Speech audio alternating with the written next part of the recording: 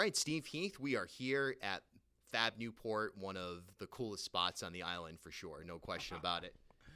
Thanks, Bill. I appreciate that comment. Yeah, nice to see you. Always a pleasure. So, in this week's paper, a conversation on regionalization, which is something that's really been a major conversation on the island for some time. And a lot of newsmakers were quoted in there really offering their support for regionalization done the right way, including you.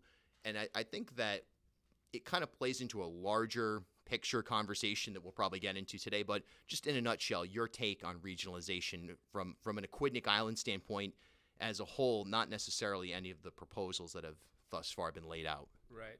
I mean, our kids are learning in multiple communities throughout Newport County, and if we can combine our resources, there'll be many more opportunities. And so the conversation, for where I've paid attention to it, has been about dollars and buildings and not about what great learning looks like. So I suggest let's start painting a portrait of a graduate with the stakeholders, students, families, educators, anybody involved.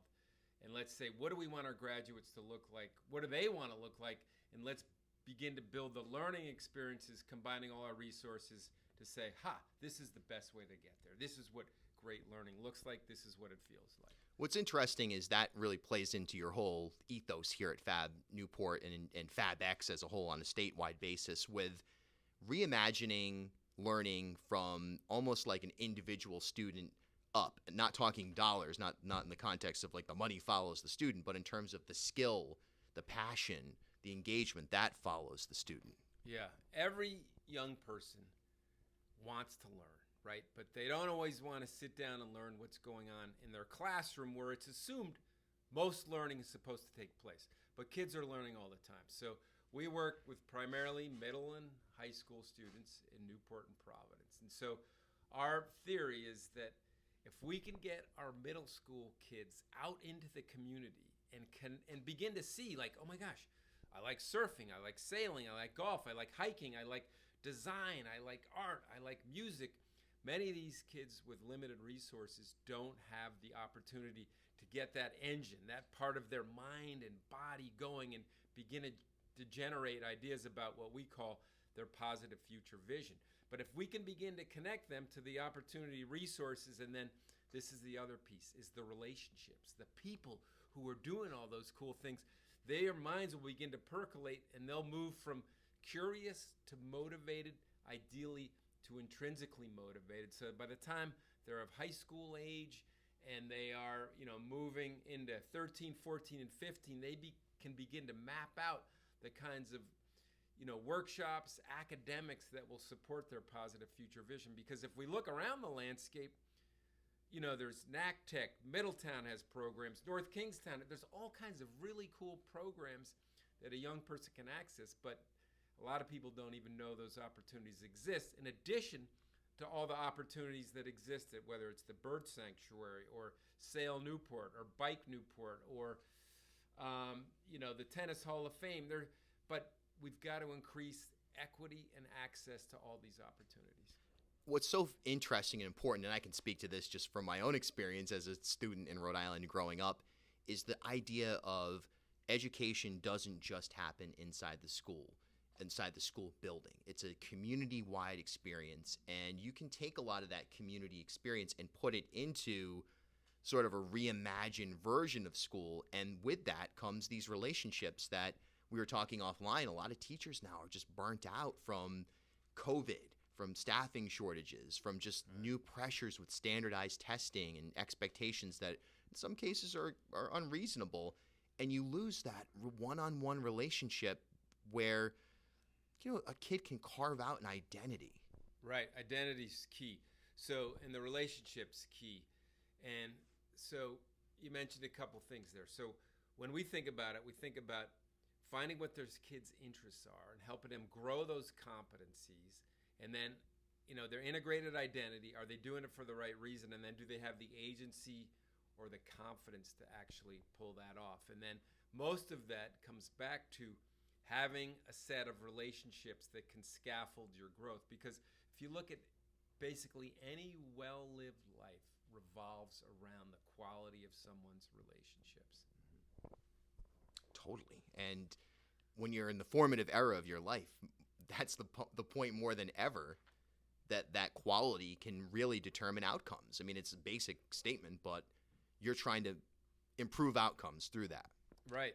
And there's a young woman here, Rania, who was just here, and she just actually switched school. She's now going to the Met School, and she's interested in sewing. So I know a woman who's a great sewer, and Rania's kind of tall, so she has difficult finding clothes that fit her. She's interested in fashion, becoming a model.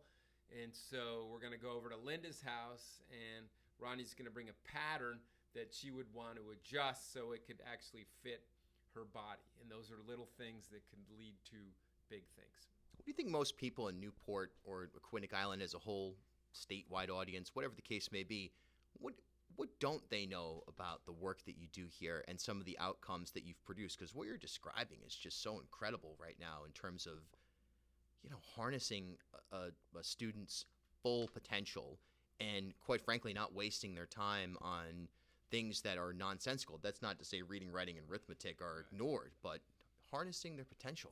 Yeah. I like to think that we are one of the most cutting-edge organizations in terms of thinking of reimagining education, right? And what most people don't know is that we work with over 5,000 students a year. And learners, actually, that's the term that we use now, are learners. And a combination of the youth that we work with in Newport and the youth that we work in Providence. We're in 10 libraries in Providence, all 10 public libraries. And then we run programming at the Met School. We run a robotics program at Classical. We're in Thompson Middle School. And so people should know that we've moved from our general STEAM focus to overall positive youth development. And that's what we're up to. And as I mentioned earlier, we're going to run a positive future vision campaign starting in March, where we want every young person in Rhode Island to say, this is what I'm thinking about doing. And then the question is, all right, what do you need to do it? Who are the people that you need to meet? What are the opportunities? What are the resources? You know what one of the biggest obstacles to young kid seizing opportunities? Not just paying for that opportunity, but actually getting there. Transportation is a huge barrier for all kinds of people in Rhode Island.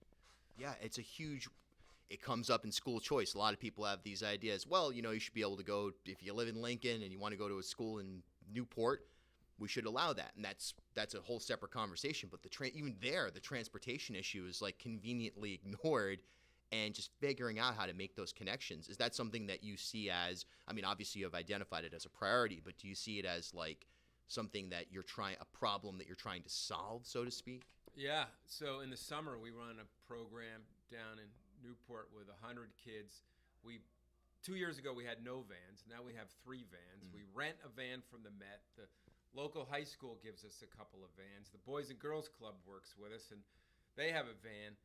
But what I would love to see is a kind of circulator, right? Like the opportunity van that's cruising around like Newport County and going from the bird sanctuary to the beach, to the Hall of Fame, to the mansions, to sail Newport. And, Fort Adams is an incredible resource with everything they have there with the history and the sailing, and then through town and back. So why can't we just simplify that and combine our resources to make transportation accessible to everybody and not be such a heavy burden on a little organization that's trying to get 100 kids in 10 different directions every day? We run 10 learning teams. So in the summer, we'll have golf, we'll have surfing, we'll have sailing, we'll have science with Clean Ocean Access, we'll have an art team, and a bunch of other teams. And so that each has a leader, and they're going all different ways. And so logistically, that's a transportation challenge. Major. All right, last question here.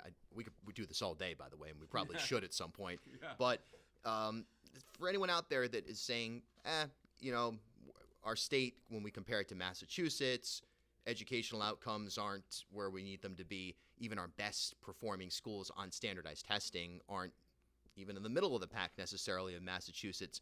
How can this reimagined learning, even though it might not show up on those standardized tests, how can this improve the broader educational outcomes? So, great question.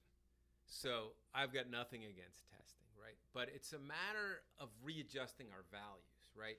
So, if we look at the engagement and belonging data in schools, like in Rhode Island and basically across the United States, engagement levels in high school are 25%.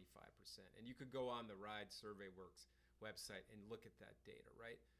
So I would put my reputation, whatever that is, on the line and say, if we had every educator in Rhode Island dedicated to engagement and belonging. Bill, welcome to school today. What is it? What are you thinking about? What do you want to do? How's the family? How's this and that and the other thing?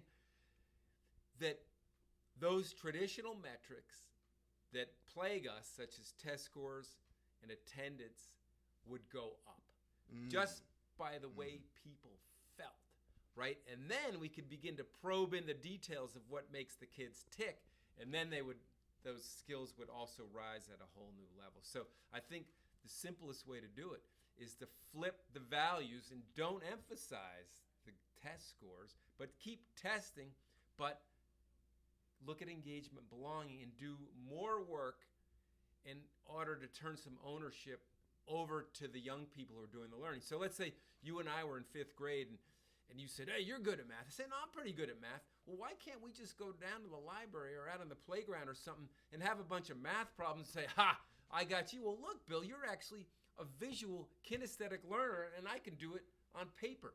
So there's all different kinds of ways that kids learn and different ways that kids can demonstrate their proficiency. So it's a matter of just realigning our values and creating a better climate for learning in general. Steve Heath, Fab Newport, FabX, one of the strong community leaders here in this community.